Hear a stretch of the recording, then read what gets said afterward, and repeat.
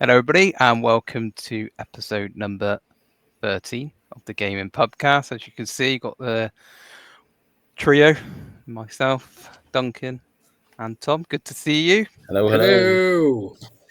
How are we all? We have had a good week since I last saw you. Yeah. Yep. A All week good. ago. All good. Been Doing quite well. quiet, I think, gaming wise. Oh no, it's going to be a quick episode then.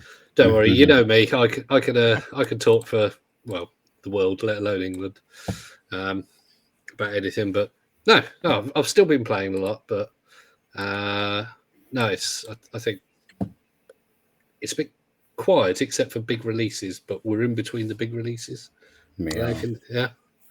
Although there was one today. There was I think we haven't chatted about before.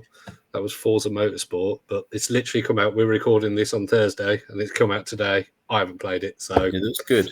It looks very good, but I think we were going to talk about the fact that Tom, you've been playing I've been playing Forza Horizon 5 on the Game Pass, which has been fun. I found out I'd scheduled a night with a friend to play some two-player, and they realised I had to download 128 gig of the game and couldn't just play two-player on Game Pass. So, I fell asleep before it had finished. So we're yet to play two-player, but he will lose. Also been playing Terminator 2 on the Amstrad, which is a blast from the past.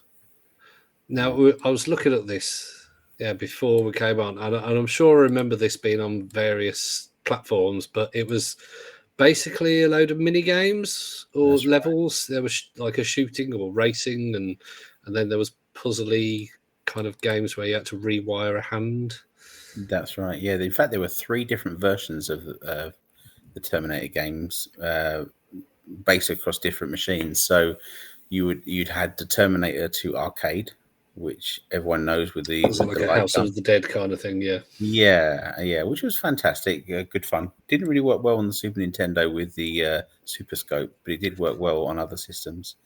Then you had Terminator 2 on the Super Nintendo, which was a scrolling type game, utterly dreadful. I tried that. On the Steam Deck, and yes, not good. Awful. And then you had Terminator 2 on the Commodore Amstrad Spectrum, and that was mini games. You'd reconstruct the Terminator hand, the face, race the bike, and there are separate levels to race the truck down the flood channels in LA, and then you'd fight against the T-1000 across 3 different fights to win. It was a quick game, and I think we were decided a little while ago, wasn't it? It was good at the time. Mm-hmm. Maybe not quite. Hasn't held up quite so well as some other games. It's my guilty pleasure on the Amstrad, and I still have my original one that my mum bought me all those years ago in Sandbach in Cheshire in the market. And so, are we talking a tape or a disc? We're talking a tape. Yeah. So do you still sit there and wait for it to load up? Wait for it to give me a syntax error B. Blow the cassette and start again. But no, the only system I'm aware that had it on a cartridge type disc was the C64.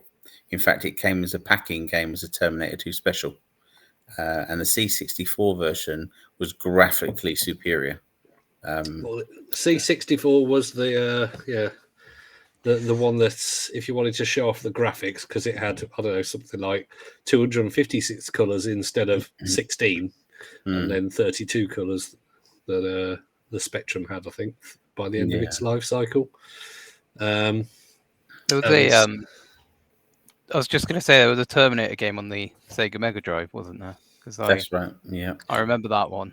That's the one where you would fight. It was like a platform game. That's right. You would fight a Terminator at the end of each, or you'd fight the Terminator at the end of each level. But you weren't. That was the first game, wasn't it? Based off the first movie. I think. It was. Okay. Yeah, it was based on the. You weren't. Yeah, Kyle. Kyle Reese. Apparently, Kyle Reese. Yeah, and then set in 2029 as well, the first level. So Yeah. we're almost coming up to that date. Well, And then there is everything about AI now, so Skynet's coming. It's coming. And they enhanced it with the Mega CD as well. So it had better cutscenes, more colors, better sound on the Mega CD. So instead of a static picture as a cutscene, it had a 3 frames per second clip of the film. Exactly. That lasted about 5 seconds. And you paid £60 for it, yeah. Not to go off in a whole different angle, but I did have a Sega Mega CD, and I really thought that was. I got one, funnily enough, about 10 years ago, but I didn't keep it. But no, actually, I say 10 years, about 20 years ago, I should actually say. So my mum partner, at the time he worked at the tip, and someone threw one out. He brought it home. It was like a Sega Mega CD, had loads of games with it as well. Wow. The benefits of working. It used to bring back quite a lot of different like gaming stuff, but that was one of the things I remember. Someone threw that out. Probably didn't think it was worth anything, but probably now I'll be looking at. But yeah, like I'm sure it had Prince of Persia. I might be lying there. Yeah, there was. It was just a more colourful version of Prince of Persia, really, wasn't it? So was it the Mega CD 1 or the Mega CD 2? Ooh. You had the big one that touched on the big Mega Drive, didn't you? And then you had the one that sort of sat side by side. Just made it. I think it was the same side size by side. It was side by side. So Mega CD 2. Yeah. Yeah, there was a Shinobi game with it as well. If I remember. There was pretty much every Mega Drive game, wasn't there? But they just added CD at the end and made it slightly more colourful. I thought it was like pretty good graphics, to be fair. Yeah, like for its time, it was. For its time, yeah, definitely. Interestingly, you say about the CD versions of things.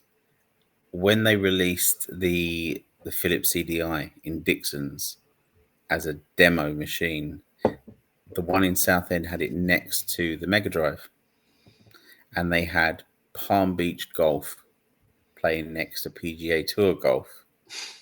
Now, if you've ever seen Palm Beach Golf, it is photorealistic graphics, animated people. Oh, I think yeah. So you're talking £125 for the Mega Drive, £10 for the game, whatever it was, £600 for the CDI, but photorealistic graphics, and it could play video CDs with the video cartridge. The amount of people that used to queue up just to play this thing, but Palm Beach Golf could not be played properly by anyone. It was not a playable game, whereas PGA was. The comparisons in that era were amazing. Oh, it's the Philips CDI. It was literally lots of pictures, wasn't it? Yeah, motion video and pictures. Yeah. So it looked like you were playing on there, and it had digitized players.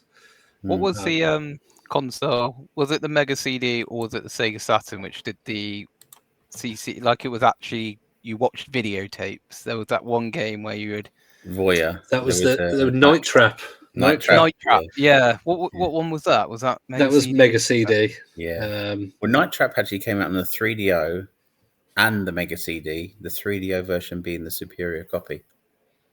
So I did attempt to play it on my Steam Deck, but it's not the easiest thing to understand because no instructions or anything like that. Yeah, I didn't get it, and I've seen some because there was a documentary I think on Netflix, and it involved about the fact that Night Trap was I think the first game that was brought in front of the US Congress because of how.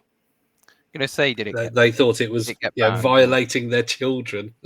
Because I know Mortal Kombat got brought in front, didn't it, at the time? That was the one that brought about the ratings. Yeah. I know Super Nintendo brought it out without red blood, didn't it? And Mega Drive had it with actual, well, not actual blood, I think they found there was a code, wasn't there, on the eventually? So there was an actual replay code that proved that the Super Nintendo did have the blood in it. It had just been locked behind some code or something. That's right. Anyway, what have you been playing this week? 'Cause I said Me? I didn't want to Oh, go well, off on a different angle. I mean, I've still been playing Starfield a lot. I think I've got about two days worth of hours onto it by now. But a different thing that I've been playing. One thing people might have seen, I put a video up.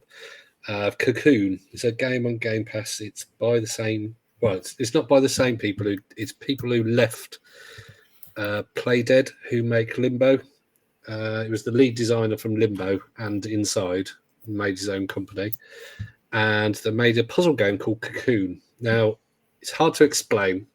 You have little spheres that your character can go in, and there's a whole world in that sphere, but then they can come out of that sphere and carry that little sphere around, and it powers lifts and different powers abilities. But then you find different spheres that have different whole worlds in them, and you can go in with one sphere and yeah. So it sounds more complex, but it's basically get from A to B, and yeah, it's got really good reviews. It's really, really clever puzzle game. So if you like puzzle games, highly recommend that. Tom, you've got a Game Pass at the moment, so you can play it. There's no excuse. Yeah. I've only played it for about an hour, really, and it's starting to get hard. So it is one of those ones where, I mean, I was sitting with my 5-year-old playing, and one time he went, "But you can go in there and take that with you." And I was like, and I'd been sat there for about 3 or 4 minutes going, I haven't got a clue what to do. And I'm impressed. I'm really happy that he worked it out, because it meant I didn't have to. But yes, a 5-year-old worked out a puzzle before I did. But it is one of those, if you see it, you'll get a puzzle straight away, and it's really good. So yeah, it looks really good. The puzzles are really clever. And the whole going inside a world and coming out a world and taking other spheres inside and all this, yeah, it works really well. It's literally one button game. You've got the stick and one button, so it's not complex, although it sounds really complex. Once you start playing, it makes it really obvious. And then I've also been trying out some random terrible games on PlayStation 2, because there's so many games. I'm going through lists of games on various sites, and I found Disney Golf, which I could only play it for about half an hour at most, because the controls were just abysmal. You try to aim, and you know how you can aim a little bit, and it was shooting off in a completely, miles away from where I am, and so the controls were terrible. It was like what was the game? Was it not Everybody's Golf? That was PlayStation, wasn't it? But one of these, it was basically a cartoony golf game, and it was not very good. It was a 4 or 5 out of 10 kind of thing. But the other one, which I was hoping would be good, I don't know if either of you played this, Minority Report. Have you played? Yeah, I like that? haven't played time the ago. game, but I know. Oh god, it's awful. I don't know if it's meant to be based on the movie, or it's meant to be based just on the short story that the movie's also based on, the Philip K. Dick one. But it does. The main character doesn't look anything like Tom Cruise. The investigator doesn't look anything like Colin Farrell. The story is just boring. The combat is boring. The graphics are average at best. The cutscenes are all in 3D, so there's no, it's not even got clips of the filming or anything. And even if it did, you'd be like, hang on, that looks nothing like the character in the game. Why is Tom Cruise in this? So yeah, it's awful game. And apparently it was awful on all platforms it was on. So yeah, that's another game to not play if you're going to go on a retro run. Films that have starred Tom Cruise that have been made into games, not a good record, because I really didn't like Mission Impossible on the Nintendo 64. So Minority Report, Mission Impossible. I've never played Minority Report, but you haven't sold it to me, Duncan. It's basically it's a punch. You got punch and kick, and then he jumps jumps in that weird sort of like sort of arms by your side kind of jumping, or sort of arms up and arms down as soon as they jump with their legs straight.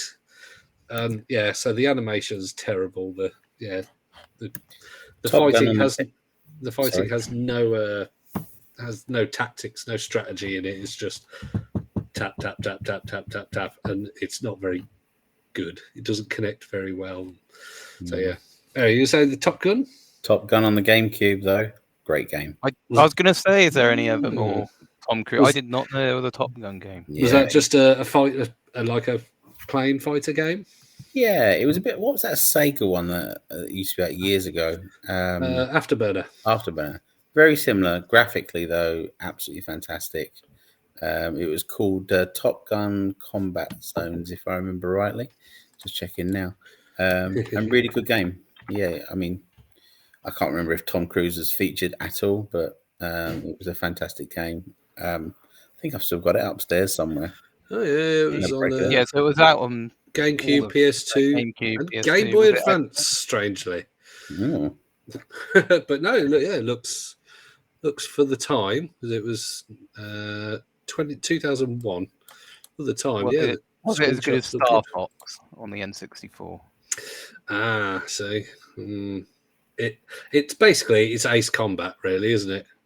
I wonder if it was actually who was it developed by? Digital Integration and Titus Interactive. They're out of business.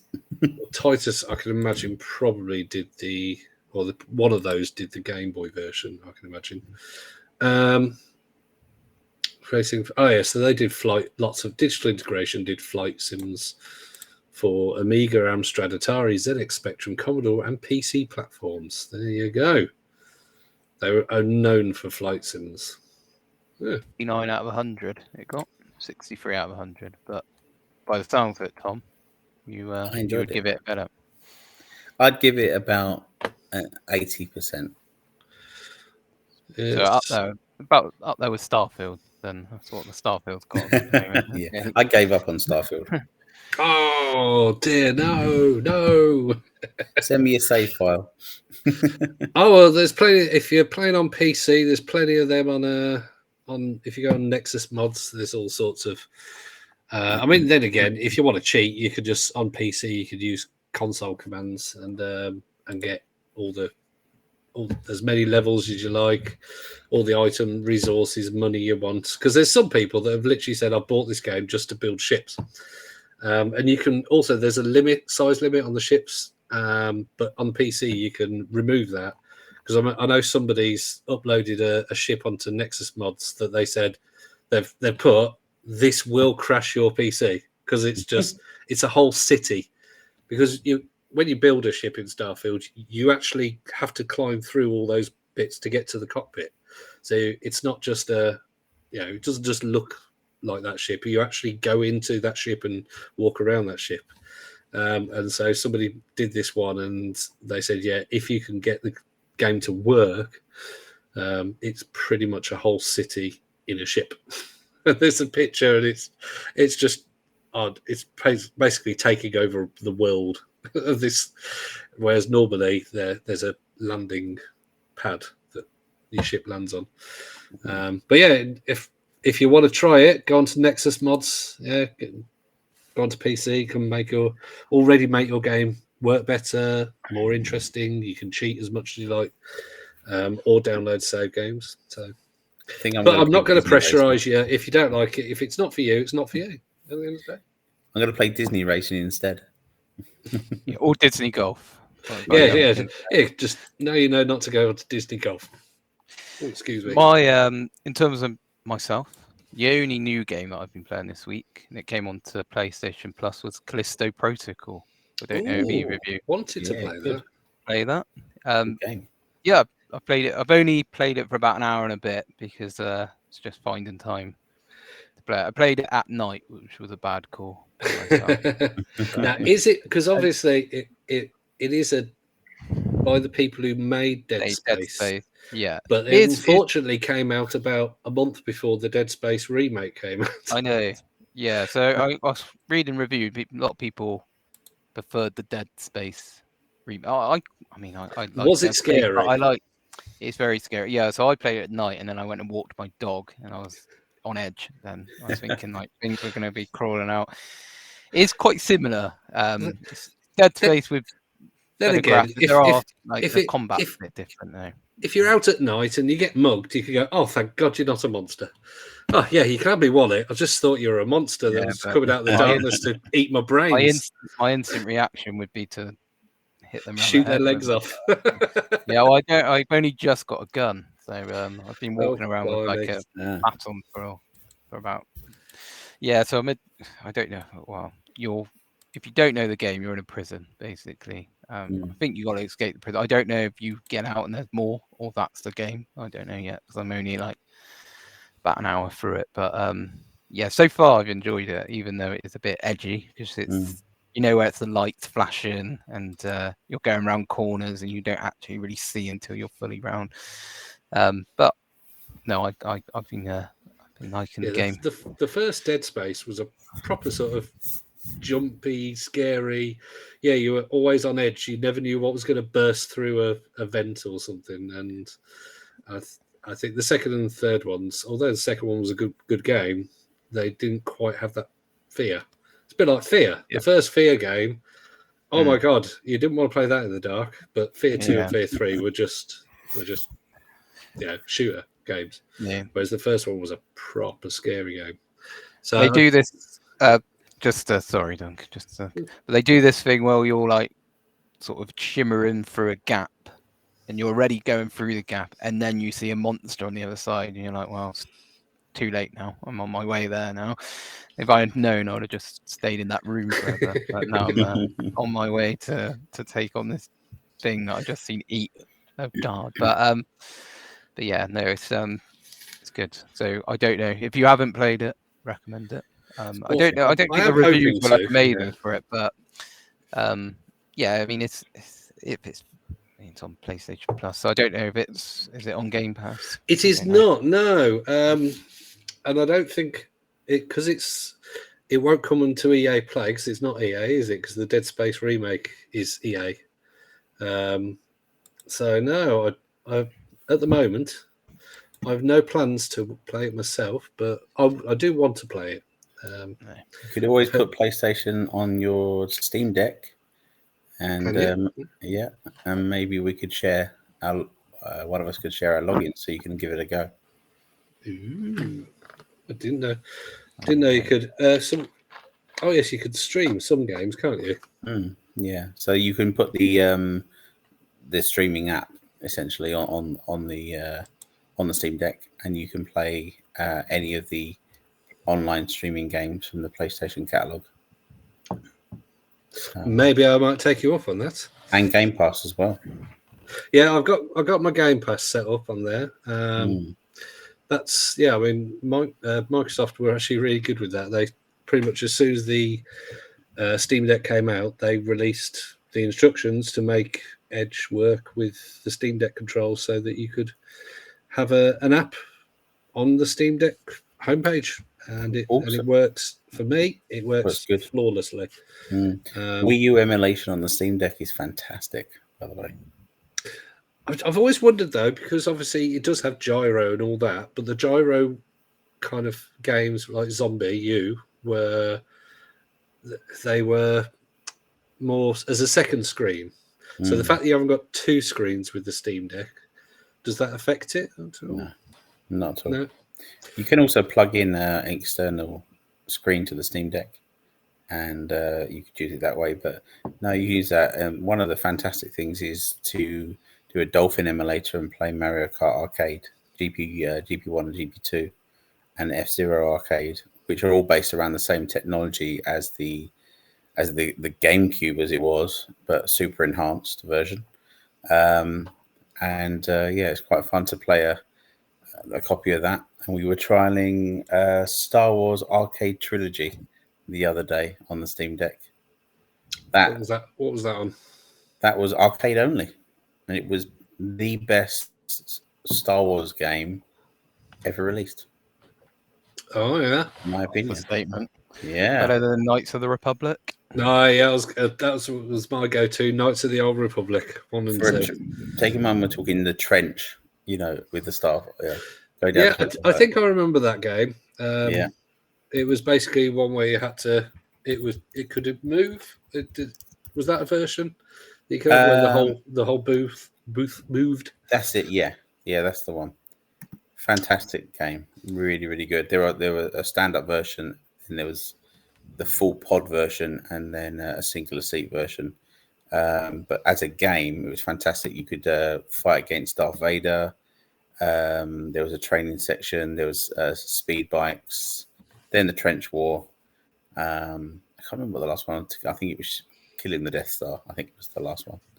I don't know. I think Knights of the Old Republic for me.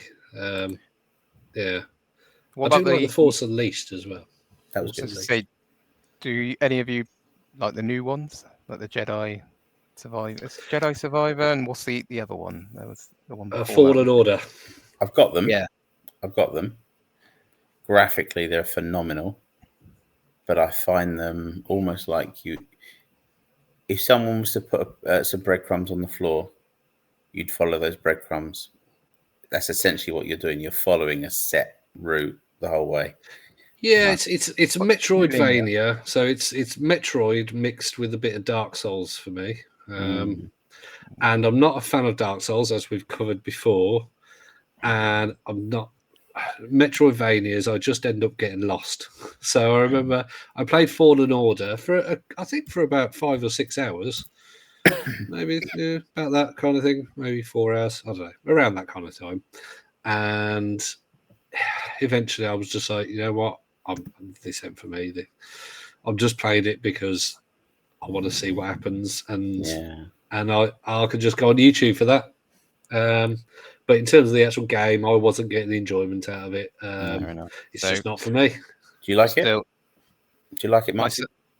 I've only played Fallen Order. I haven't played the newest one. And again, I didn't play the whole game, but what I played of it was, it wasn't too bad. It was different than like other Star Wars games, but Knights of the Old Republic would be the one. But I haven't played the one you said, Tom. So I feel we can spoil Knights of the Old Republic, can't we, right now? Yeah, I think it's been a long enough time. But yeah, the twist at the end of Knights of the Old Republic, the fact that your character was like the big bad all along, but then you could choose to be the big bad, you could choose to be the goodie, you could choose to have a sort of, I don't care, and leave a lot of them to their own devices. It did sort of mean that, it was according to your, your score of how positive, what was they called? Paragon points or something. But you could essentially choose, and it was a bit like Mass Effect 3 in that respect, I think, where you could just choose to, your ending. Yeah, but the twist was almost as good as BioShock 1 for me. Yeah, those two are probably the best twists in video game history for me. Maybe that'll be another. I never played it, so. Oh no! Oh dear! Have I just ruined Knights of the Old Republic for you? No, because I'm not going to venture there. Oh well. What it is, you're the big bad. There you go. Amazing, thanks. I like Star Wars Battlefront 2. Battlefront, I do like the Battlefront game. Yeah. Are you talking original Battlefront 2 or modern Battlefront 2? PS4 Battlefront 2. Okay, so yeah. Modern one. Yeah. And what was they were great games. They came out to middling and but they were popular. They were fun, and they're still going strong. I think there was like a Lord of the Rings version as well, wasn't there? Like a Battlefront type of Lord of the Rings game where you be a Lord of the Rings character. And you just entered. There was Battle for Middle Earth. Was it? I love that. But game. It was where and then I'm gonna have to Google it now. It was Return of the King, wasn't it? Where you'd go through and you'd fight certain things and have to operate certain slingshots The things. PS, with the Yeah, it was on PS2, PS2, if I remember rightly. the PS2 Lord of the Rings games, the graphics were really good. Really good.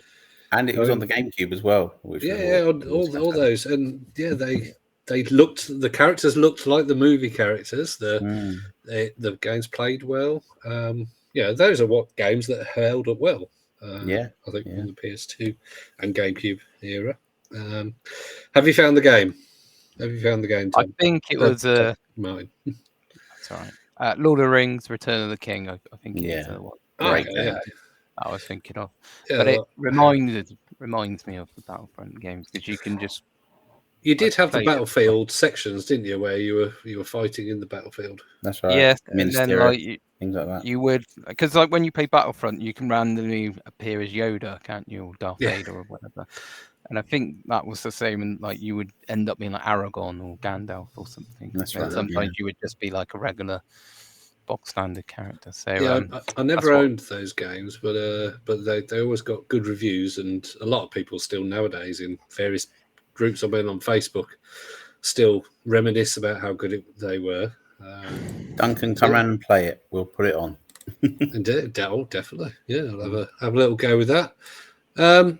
So I think we were having a little discussion earlier. Now, last week, I thought that we all came to a consensus that the GameCube was the best Nintendo console. Now, I don't know whether we worded it wrong, but Tom was telling me that that's not his favourite Nintendo console. No. No? Super Nintendo is my favourite. Super Nintendo. So it's not as controversial that we're all picking GameCube because we're not all picking GameCube. No. So I think the consensus is we all really like GameCube, don't we? But in terms was it maybe that we liked that compared to the N64?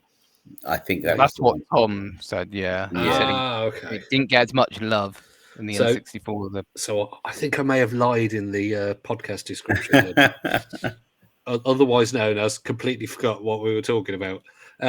But yeah, so our consensus said that is not that we all liked the GameCube the most. Although the GameCube Martin, which would be your Nintendo? I don't know. The best. I don't know now. Because of course you're playing the Wii U a lot at the moment. I do like the Wii U. Yeah. You do sing its praises, so it's a phenomenal machine. I like the Wii. I like the Switch as well. Come on, Desert Island Discs, but you're only allowed one. You're allowed to have all the games for it. You know, all the games on one disc or cartridge or whatever format it requires. See,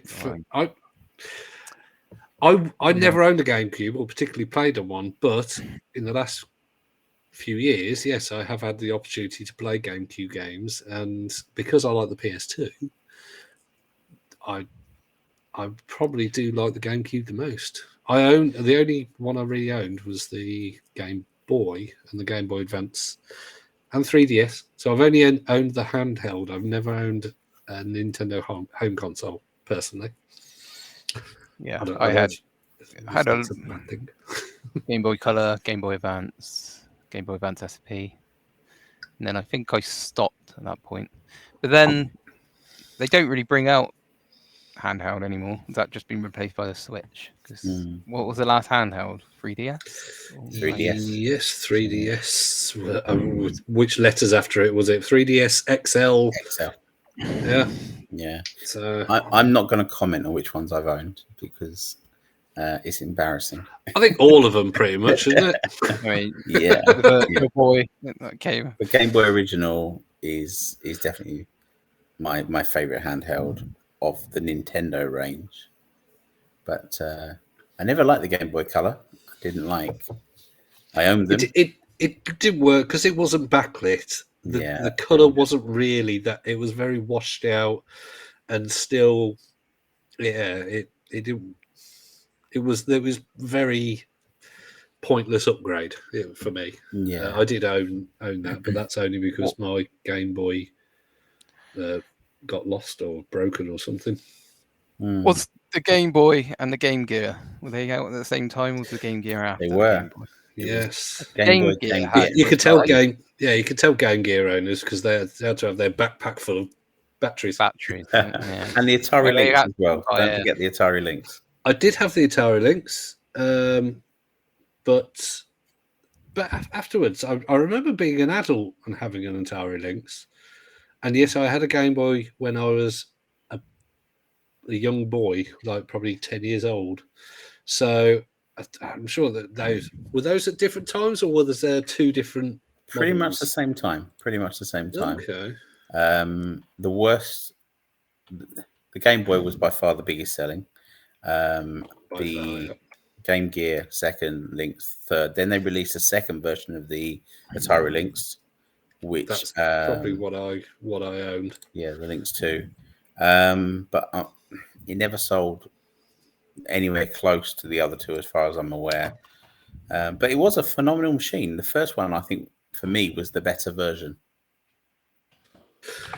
I'm just looking up because I'm sure it was it Ballerina Toshinden I had or the something that was on the I did Lynx? have the Game Gear, but you know the benefit of having them would be portable, wasn't it? But I always ended up just being near plug socket because I just played it with the power on because the batteries.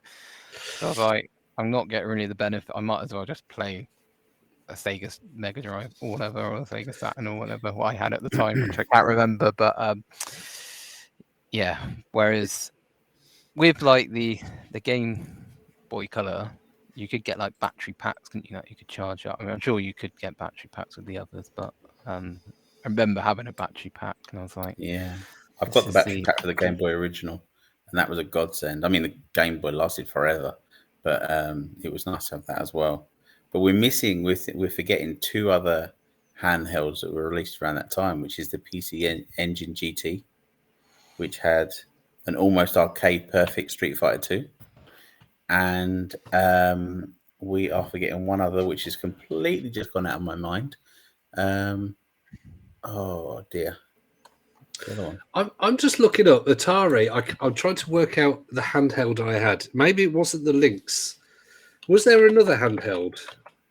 There was the Wonder Swan. Probably. No, it wouldn't be the. Because I'm sure I played one that had a 3D games on it. So it wouldn't have been the Lynx. 3D games. No, the Atari Lynx could do 3D games.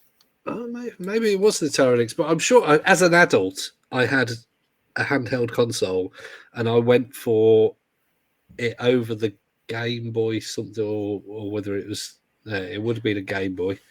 Maybe was it the Nokia N-Gage? The N-Gage. Well, you know, I really wanted one of them, despite the now hearing about the horrors of using it. But no, I'm sure I had. I think it was Ballerina Toshinden or similar 3D fighting game. And being like, wow, this is a 3D on handheld, but it was very basic. It sounds like the Atari Lynx. Yeah, I'm sure it was, but it says it came out in 1990 in Europe, and I would have been 12. Now, I definitely didn't have it when I was 12. Well, the second one came out probably 3 years later, and correct me if I'm wrong, but I think 3 years later, and they were in the bargain basement for £100, and I think they even went down as low as £22 £25 in the end, as they got rid of them. But yeah, the Lynx 2 looks a bit more possibly like what I had, but was it actually the same internals? I don't know. I think it had slightly upgraded, better battery life. Slightly improved hardware, better battery life, and a sleeker look. Yeah. But yeah, I don't know. Either way, I had a handheld like that, and I think after having about 2 or 3 games, I then sold it and probably got a Game Boy Advance or put it towards PlayStation 1 or something like that. So Batman Returns was very good on the Lynx. Yeah, that was a great game. Fly into me. Bit later on, but PlayStation Portable. Did you have that when that came out? Loved it. Yes. I used to have like movies on mine. UMD movies, yes. Yeah. Fantastic.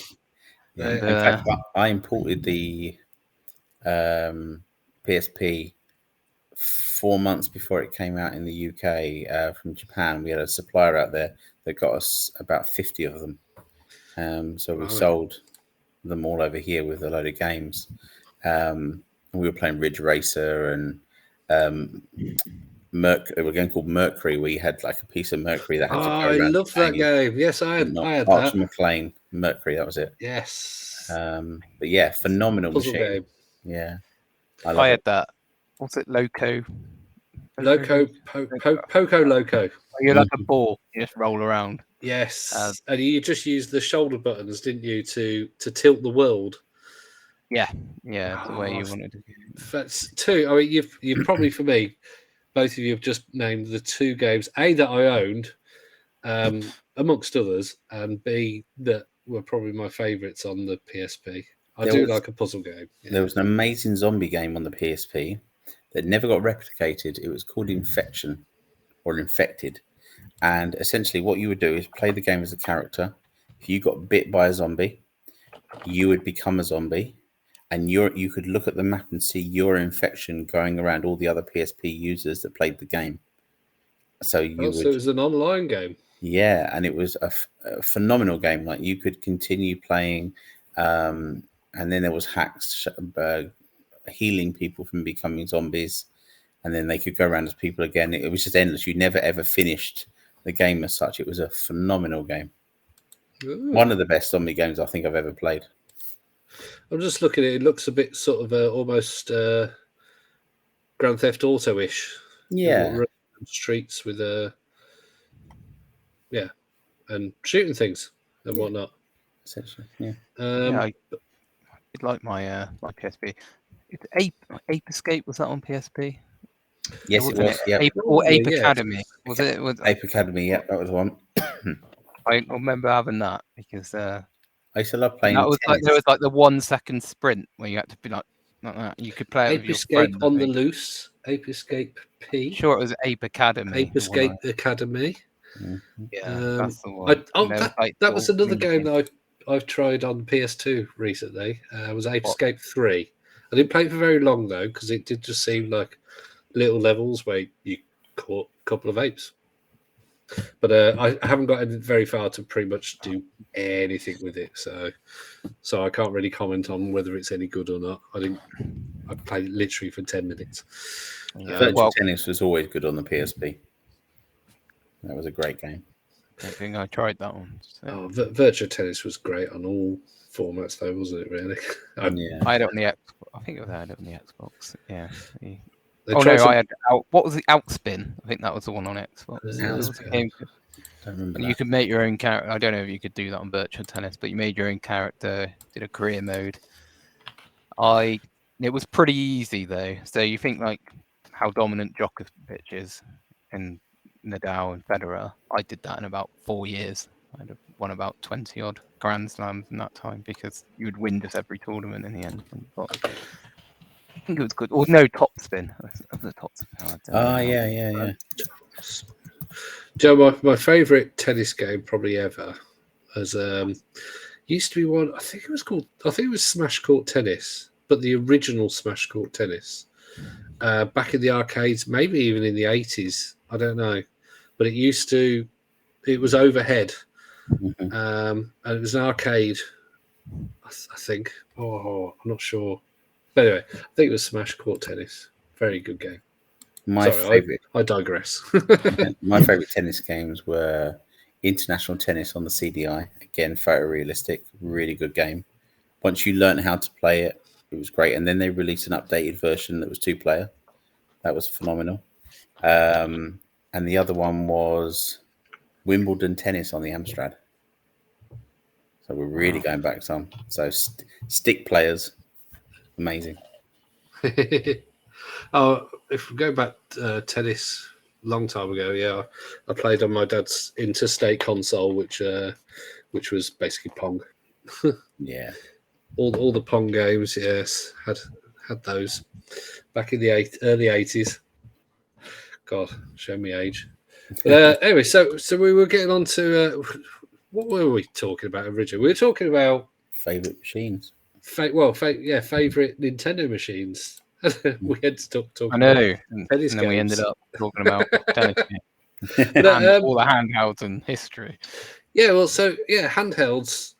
Yeah, it was the only one Nintendo's I owned, but I think Tom, you've owned pretty much every Nintendo there is, and yeah. I think you've owned a lot, haven't you, Martin?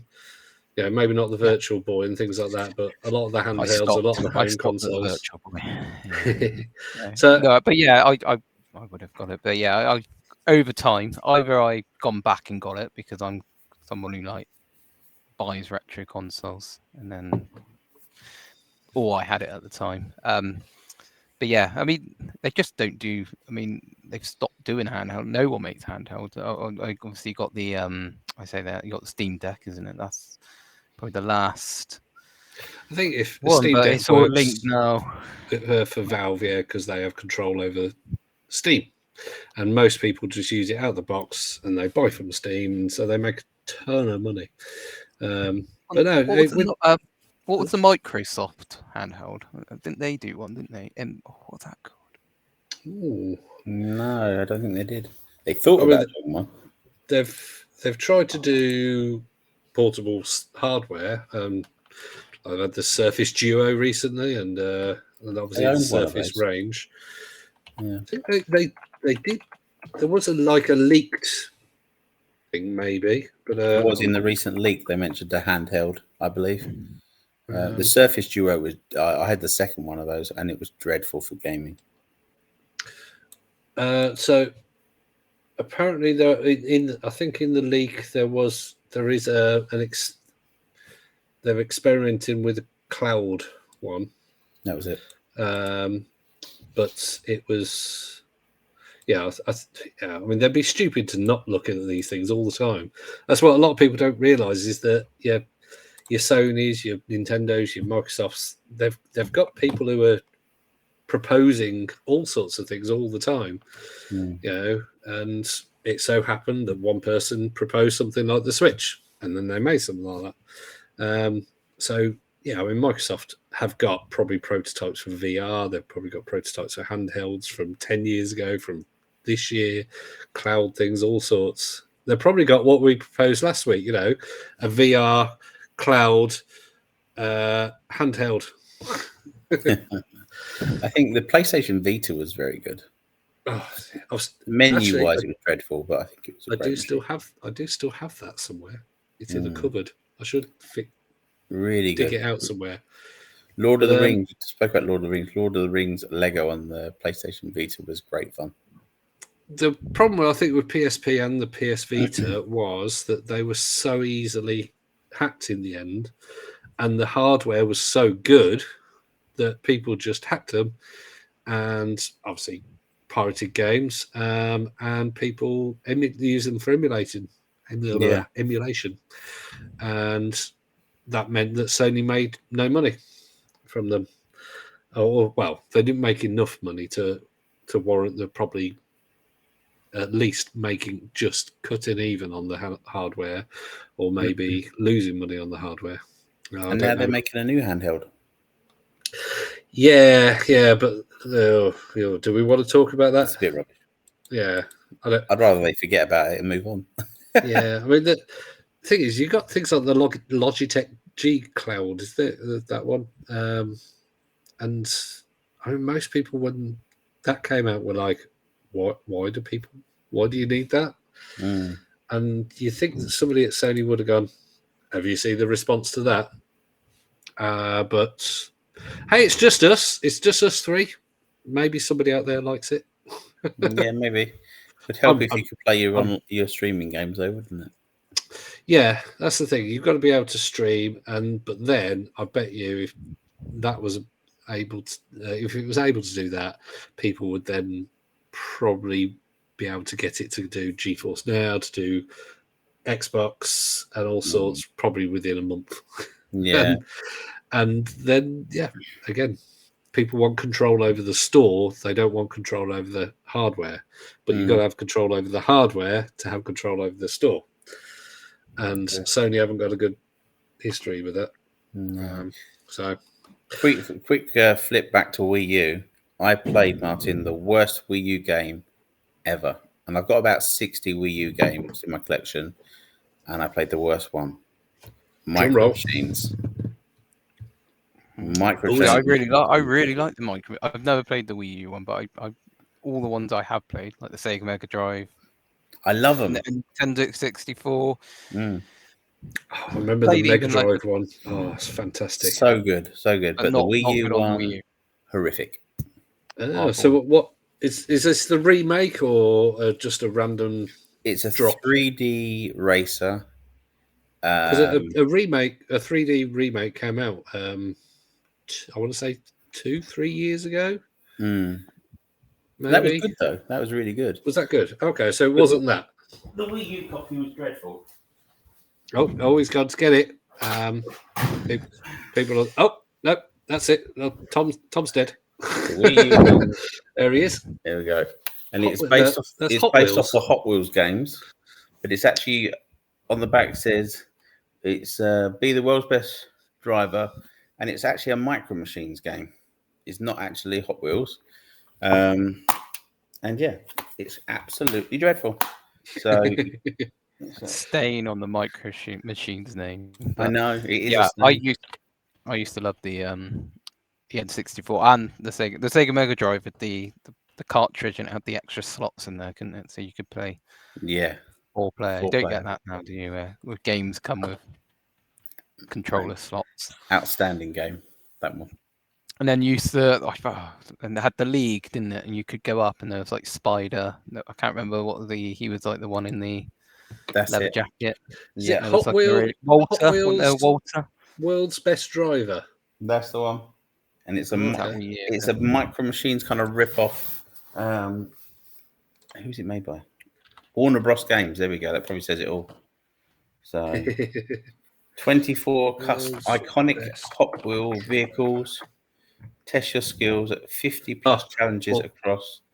I don't think many people disagree with you because it's on Metacritic, although this is iOS, it says. View all platforms. Oh, no, yeah. So it is. It was on PC, 3DS, 360, Wii U, and PS3, and iOS. And it's got a grand total of 39% on Metacritic. And there we go. And that's why it should be only £1 when I bought it in CEX. Well, you're keeping it. It's what is it called? A game. Yeah, when you're looking after games. I can't think of it. When you're keeping games for history. Preserving them. Game preservation. That's the one. I did read an article about like games, physical copies of games will they're starting to disappear because people don't just keep hold of them. So I'm a main person with that. I don't think I bought a physical game in probably 7 or 8 years, at least. I like a physical game. I like a physical game, but I think I'm leaning towards more emulation now. Yeah, I mean, I have nothing against physical games, and obviously back in the day, environment, though, aren't you, Duncan? Eco warrior. You can sell games on and get new games, and obviously digital stores you can't. I think if whether it's Steam or Microsoft or PlayStation, if they do come up with a way how you can sell on your from your game from your account to another player, I think they'd make a killing. They should make a little like they do in FIFA where they have like little auctions. You put your game up. I don't want to play this game anymore. It's currently in the store for £60. I will put it up for £50. And they take a small cut from it or something. Yeah. You're onto something. I mean, they could dictate the prices, kind of thing. Yeah, if they want, say this is buying off another user, £50, and the user gets £40, and depending on how much they paid for it, kind of thing. So it means that you sell it before a sale, and you can get £40 for a £60 game, or if you, I don't know, if that game has been half price, you can only sell it for a maximum of £25. But then that's permanent, maybe. I'm going to pose a question to you both. I have a big issue with people who say they have a complete game collection when it's just the cartridge or just the discs. I am very much, you can only have a complete collection if it's boxed with instructions, with the game. What are your thoughts? Well, for me, this comes again to like the Atari 2600 Plus that we were talking about. If you're a collector, you want the cartridge, you want the box, instructions, all that kind of thing. If you just want to play it, why wouldn't you emulate? Yep. But that's with the Atari games. If it's something like Wii U, you want to play it. So no, I think it depends on. You can have a complete collection and play it. In that case, you've got the games. If you've got every single game ever made, it is complete. But you're not collecting to sell or complete or have a museum or whatever you're doing. So I disagree. The console as well, I reckon, depends on because when it was cartridges and it was like a box, like Nintendo 64, it's hard to find a complete game because you just get either a battered box. Yeah.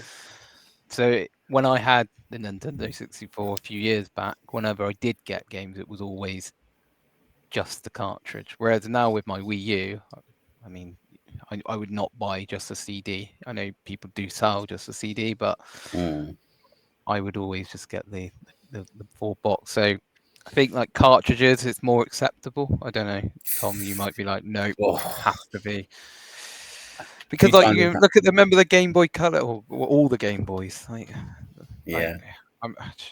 those boxes. I mean, I reckon I had one for like a week and it would start like falling apart. But then I was a kid. I couldn't look after these kind of things. I was like blowing my nose with it and everything. So I sold all my cartridges that had no boxes. I got rid of them all, and many times I've had a rant on people's YouTube channels when they're like, "I've got a complete Super Nintendo collection." I'm like, "It's not complete. You don't have the box." Yeah, if you're collecting for displaying and being sort of a collector, yes, I would say yes. You need that. You wouldn't want to be. Martin doesn't need a box and instructions to play the Super Nintendo. No, if he's got the cartridge. So it all depends. Yeah, if you've got somebody on YouTube that's going, I've got everything. Hey, look at me. Then okay, no, they haven't. So it all depends on what kind of collector they are. Wouldn't want to be one of these people, Tom, where you have like I remember like back in the day of the PlayStation, where I'll say it now because it was in the 90s, but every single PlayStation seemed to be chipped back then. And then you'd go around your friend's house and then you'd get like a big CD booklet thing, and then they would just have all their games horrific. in there. Some of us did the disc swap method. Put a bit of blue tack on the door and the door opening clip, so it thought that the thing was shut, and you used to be able to put an authentic one in, and you had to swap it. Not that I ever did that. You can do that on the GameCube as well. There's a something called a disc loader. It's quite a rare disc. Oh yes, yeah. And if you, I mean, they go for about £50 now, I think. And then you put that in. And if you put F-Zero in on the GameCube, after putting that in, it unlocks the arcade version of F-Zero. If you do it with Star Wars and you have the limited edition disc, it opens up the original arcade Star Wars from the 1982, I think it is, and then you can play that as well. So that's is that the Vector line Star Wars, the Vector graphics? That's the one. And it is really good on the GameCube, but you have to have this particular disc to be able to do it. Yeah. Anyway, I'm just looking at the time. We've been we have been over an hour, for ages as usual. but we would usually do on this day. I don't know if we if you want to mention any. What we were saying, come I up. think there was Prince of Persia on the Apple II was 34 years ago this week. So yeah, it wasn't really a big week that we could see, but don't quote us on that. Castlevania Symphony of the Night 26 years ago. Wow, that was a good game on the PlayStation. Wasn't it? So Resident Evil 6 came out 11 years ago. No, not Shining Force 2, 30 years ago. There you go. King of Fighters. Medieval 25 years ago. Oh, good game. Very good game. That PlayStation? That was PlayStation 1, yeah. They were doing a sequel to it or a remake. I think it got cancelled, didn't it? Is it? Oh, okay. Yeah, I found one. Found one for me. Everybody else will be like, maybe. Okay, all right, that was all right. Broken Sword, number 1, 27 years ago. 27 years. And it recently had a new game brought out. Well, they've also announced, I think, a remake of the first one. That's right. Because although it still looks fantastic, because it's basically a slightly low resolution cartoon. But it had that. I don't know if you know the goat puzzle, which you had to click on a goat, click on.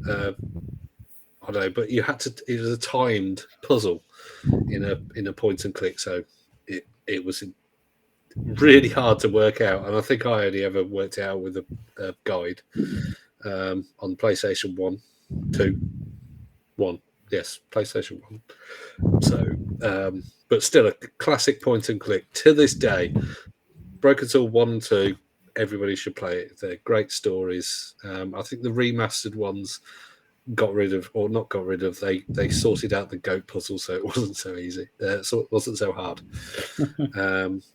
And also guides are readily available everywhere. So I think you can even get it on your phones nowadays. But yeah, great games. Any that you've spotted or Doom 2 29 years ago? Blimey. Okay. I thought that was older, but no. Time Splitters 2 came out 21 years ago. Which one? Wow, came out. Time Splitters 2. That was on October the 8th, so we're not quite there yet. Shooter. Anyway, Assassin's Creed came out today. The new Assassin's Creed. Yes, we were going to chat about that very, very quickly. Get that in, but yeah, it's got some okay reviews. I think it's divided. I think it's dividing people. Yeah, going back to its roots. Some saying yay, some saying whatever. But mostly good. I think. I can't wait to play it at some point. Some people really love the Assassin's Creed games, don't they? So I've never been. I liked them, but I've never been someone who's like. I'll be interested to play on the VR. It's coming out on the Quest 2 soon. So I'm looking forward to that. Which version? That'd be a pretty good game for the VR. It's the settings are always the best thing about the Assassin's Creed games. So to be virtually there, yeah, squatting behind people and jabbing them. Yeah, that'd be good. Good fun on VR as well. But yeah, the original ones were forced the stealth a lot more than the more recent ones. I love the more recent one. I love Origins, Valhalla, Odyssey, but I do have a fondness for the first one because the first one looked beautiful when it came out. It was absolutely amazing on the 360, and always convenient bells of hail around there, weren't there? You could jump into. The VR version is called Nexus. There you go. Okay, and that's coming out in the Quest 2. Yeah, Quest 2 and 3 is Assassin's Creed Nexus. I think it may even be out already. Ooh, I might have to have a look at that. If I can pry my stepson off his Quest 2. Right. Just Black Flag, that was on Wii U, wasn't it? It was. I wasn't played it.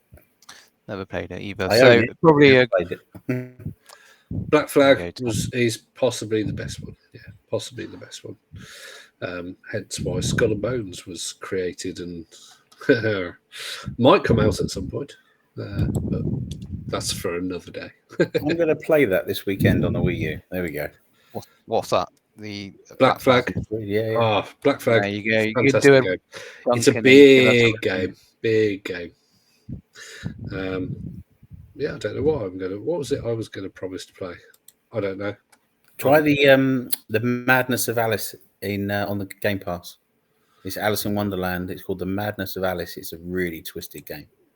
Oh, is that the 360 game? Yeah, it would be. Yeah, because it's by what's his name? Yeah, because he's lost the rights to Alice because he wants to make a sequel, but they won't let him. Basically, I think. Definitely an amazing game. I have one played more that. thing. Just and again, I won't. But I just want to ask Tom, just because we were talking about big games on the Wii U, Xenoblade. Have you played the Xenoblade Chronicles? Hang on, let me just get a screenshot up of it. Is that an RPG? Is it? That was JRPG? like the what? Yeah, JPRG. But it's a what you had to like. Well, you didn't have to, but you they recommended you get an update. It was a free update you could get on your Wii U. Great game. Because the game was so sort of big, and it would just make also the load times. If you don't have that update, apparently the load times were quite bad. But unfortunately, I missed the update because also made my Wii U heat up considerably for some reason. So you can download the update online, and you can install it with an SD card, as far as I'm aware. Okay. Yeah, I think I tried. Maybe I didn't have enough space. I can't remember. There was an issue when I tried to, because it's like a free download, isn't it? Yeah. So I don't have the game, but I thought I'd download it anyway. I might even have 2 copies. I may even be able to send one your way if I do. I'll check if I've sold it. If I haven't, it's yours. Yeah, Games Club. I can't wait to find out here. What was it you were going to play? You were going to play Assassin's Creed Black Flag. Black Flag. It is a big game, so if you play it for half an hour, you probably will be like, eh. But it's great game. It's got the great ship-to-ship combat, which is quite hard until you get a lot of upgrades. But great game and great. Yeah, it's got a good story.